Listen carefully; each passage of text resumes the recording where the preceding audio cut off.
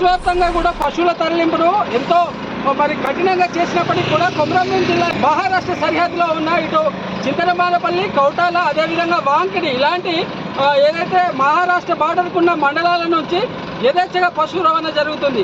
ఏదైతే పట్టపగలే గోశాల నుంచి మరి మాకు కోర్టు నుంచి పర్మిషన్ ఉంది అంటూ మరి యొక్క పశువుల రవాణా కొనసాగుతుంది. మరి దీనికి సంబంధించి సంబంధిత అధికారుల నుంచి ఎలాంటి ఎన్ఓసి పత్రాలు లేకుండా కేవలం మొబైల్లో మాత్రమే వాటిని చూపెడుతూ మరి తరలిస్తున్న వైనం మనము కళ్ళకు కట్టినట్టు కనిపిస్తుంది. పట్టపగలు రెబ్బెర మండలంలోని NH 363 పైన లారీలో 6 పశువులు, 3 ఆవులు 3 ఎద్దులు ఉన్నట్టుగా మనము మరి పోలీసులు కూడా వచ్చి దీన్ని తనిఖీ చేశారు.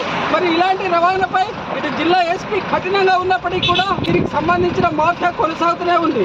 మరి దీన్ని అడ్డుకోవడానికి మరి పట్టపగలే కొనసాగుతూ ఉన్నది. దీనిపైన జిల్లా ఎస్పీతో పాటు ఈ పశు రవాణాను పూర్తిగా నిషేధించాలని ప్రజలంతా కోరుతున్నారు. మనం చూసినట్టయితే ఈ వెహికల్లో ఆరు పశువులు ఉన్నాయి. 6 పశువులను కూడా తరలిస్తున్న వైనాన్ని పోలీసులు పట్టపగలే పట్టుకోవడం జరిగింది.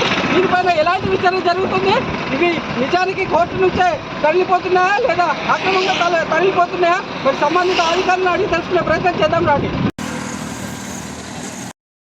आपको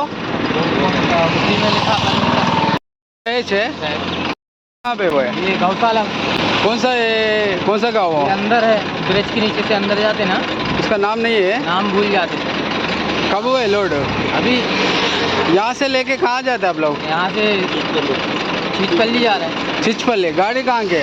गाड़ी गोएगांव की। हाँ हाँ, कब लोड हुए? अभी लोड किए। बोले तो इसका परमिशन, एनओसी सब कुछ है? कोर्ट से परमिशन। कोर्ट से परमिशन है।